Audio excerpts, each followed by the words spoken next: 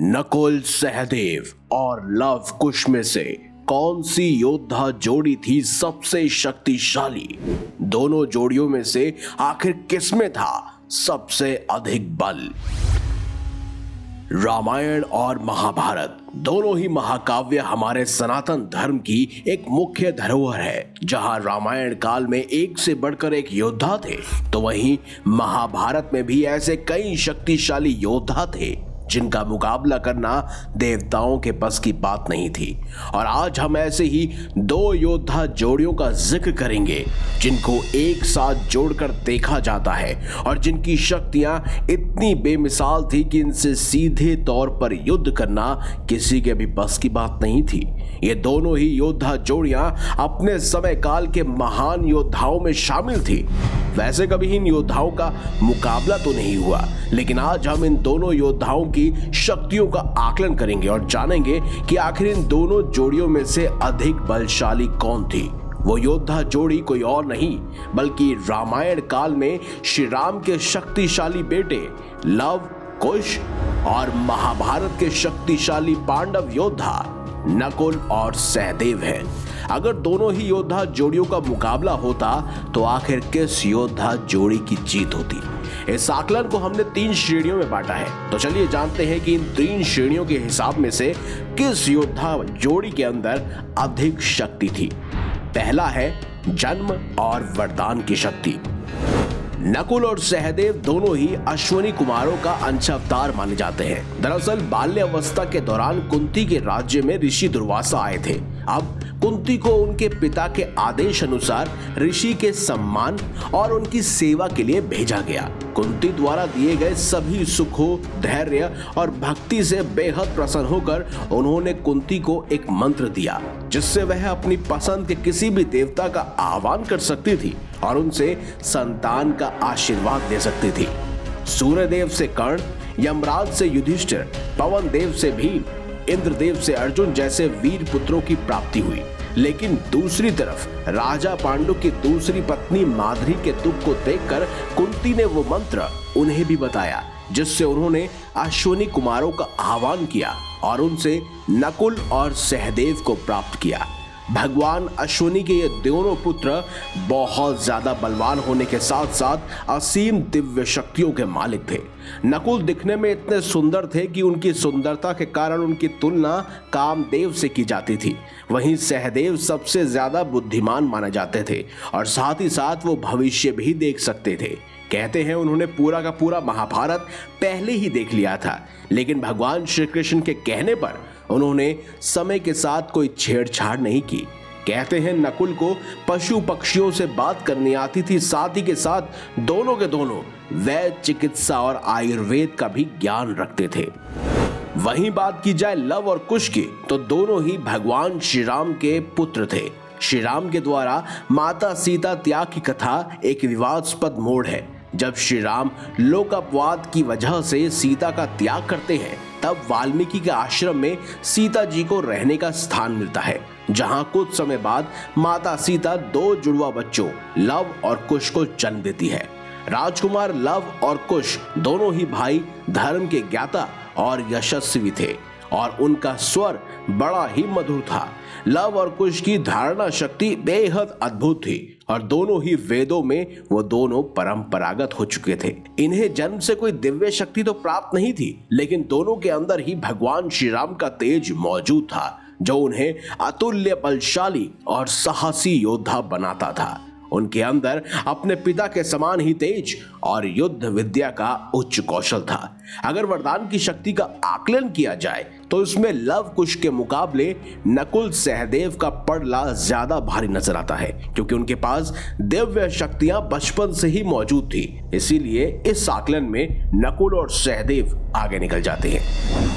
अब है दूसरा, दिव्य अस्त्रों शस्त्रों का ज्ञान। नकुल और सहदेव बेहद ही ताकतवर योद्धा थे। जहां महाभारत के युद्ध में योद्धा गदा और धनुष से लड़ते थे, तो वहीं ये दोनों वीर तलवार और फरसे से लड़ते थे।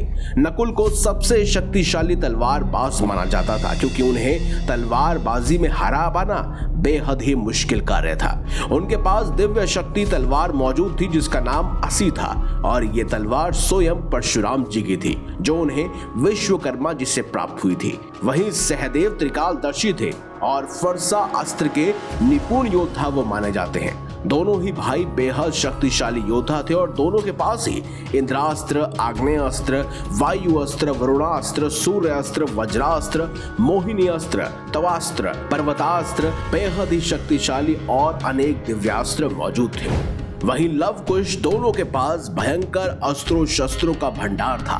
कहते हैं कि वाल्मीकि जी ने दोनों की शिक्षा दीक्षा देकर दोनों को एक महान योद्धा बनाया था। दोनों ही धनुर्विद्या में सर्वश्रेष्ठ थे। दोनों के पास ही महान दिव्यास्त्र मौजूद थे जो उन्हें एक महान योद्धा बनाते थे। लव और कुश के पास कोई दिव्य धनुष तो नहीं था, लेकिन साधारण से धनुष बाण से ही उन्होंने कई सारे दिव्यास्त्रों को चलाने का हुनर सीख लिया था। उनके पास भी इंद्रास्त्र, आग्नेयास्त्र, वरुणास्त्र, वज्रास्त्र, मोहिनी अस्त्र, गरुड़ास्त्र, वैष्णवास्त्र, पशुपतास्त्र, नरसिंह अस्त्र, साथ ही साथ ब्रह्मास्त्र का भी ज्ञान था। तो अगर अस्त्रों शस्त्रों की बात की जाए तो लव कुश के पास नकुल सहदेव के मुकाबले ज्यादा भीषण और शक्तिशाली अस्त्र शस्त्र दिव्यास्त्र मौजूद थे जो उन्हें सचमुच एक महान योद्धा बनाते हैं और इस श्रेणी में स्वयं लव कुश की जीत होती है। अब बात करते हैं तीसरे और आखिरी एक खास आकलन की जो है रण कौशल और युद्ध नीति। इन दोनों ही महान जोड़ियों की शक्तियां भले ही अलग अलग हों, लेकिन इनमें एक समानता थी और वो थी कि दोनों ने ही धर्म का पक्ष लिया था। इसीलिए दोनों जोड़ियों को ही ईश्वर द्वारा विशेष शक्तियां प्राप्त थी। नकुल और सहदेव के रण कौशल और विशेष युद्ध नीतियों की बात की जाए तो दोनों ही सर्वश्रेष्ठ थे। सहदेव के पराक्रम से तो पूरा दक्षिण कांपता था क्योंकि उन्होंने युधिष्ठिर के अश्वमेघ यज्ञ के समय अकेले ही संपूर्ण दक्षिण भारत को जीत लिया था।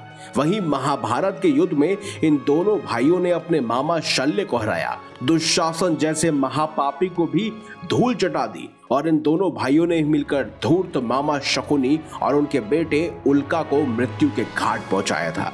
नकुल को तलवारबाजी में तो महारत हासिल थी, साथ ही साथ उनको घोड़सवारी में भी बेहद महारत हासिल थी। कहते हैं वो वर्षा के बिना जल को छुए घुड़सवारी कर सकते थे। जहां एक तरफ वो सब अधर्मियों को युद्ध में हराते तो वहीं दूसरी तरफ कहते हैं कि महाभारत के युद्ध में कौरव पक्ष का सैनिक अगर घायल अवस्था में पीड़ा से तड़प रहा होता था तो सहदेव और नकुल उनका इलाज स्वयं करते थे और इसीलिए ये दोनों पांडव भाई बेहद ही शक्तिशाली बने जाते हैं। वहीं अगर लव कुश के रण कौशल और विशेष युद्ध नीतियों की बात की जाए तो कहते हैं कि एक बार श्री राम ने अश्वमेघ यज्ञ किया और यज्ञ का श्वेत घोड़ा छोड़ दिया। घोड़ा जहां जहां जिस जिस सीमा को छूता वहां का राजा अगर उस घोड़े को पकड़ता तो वो स्वयं अयोध्या के सेना से मुकाबला करता और अगर हारता तो स्वयं अयोध्या के राजा की शरण में आता। ये घोड़ा भटकता हुआ जंगल में पहुंच गया, वहां लव कुश ने इसे पकड़ लिया। घोड़ा पकड़ने का अर्थ है अयोध्या के राजा को चुनौती देना जो कि स्वयं श्री राम थे। अयोध्या के सैनिकों ने उन्हें घोड़ा छोड़ने के लिए कहा लेकिन वो नहीं माने। तब युद्ध हुआ और वो सब सैनिक हार गए। फिर एक एक कर श्री राम के भाई शत्रुघ्न आए जिन्हें लव कुश ने हरा दिया और बंदी बना लिया। फिर उन्हें छुड़ाने उनके बेटे पुष्कल और भरत आए, उन्हें भी लव कुश ने बड़ी ही आसानी से हराया और बंदी बना लिया।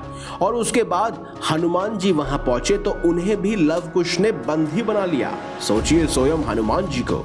और कहते हैं इसके बाद लक्ष्मण जी के साथ आधे से ज्यादा सेना आई लेकिन सभी के सभी उनसे युद्ध हार गए।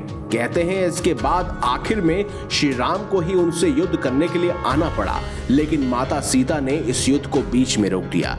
तब श्री राम को पता चला कि लव कुश उन्हीं के पुत्र हैं। शत्रुघ्न, भरत, पुष्कल, लक्ष्मण, हनुमान जी को हराकर बंदी बनाने वाले राजकुमार कोई साधारण नहीं हो सकते और इसीलिए हमें लगता है कि इस रण कौशल और युद्ध नीति की श्रेणी में लव और कुश दोनों भाइयों की विजय होती है। इस हिसाब से देखा जाए तो लव और कुश युद्ध श्रेणी और युद्ध नीति के अलावा अस्त्रों शस्त्रों के ज्ञान में विजय प्राप्त करते हैं। वहीं नकुल और सहदेव वरदान की शक्ति में जीतते हैं।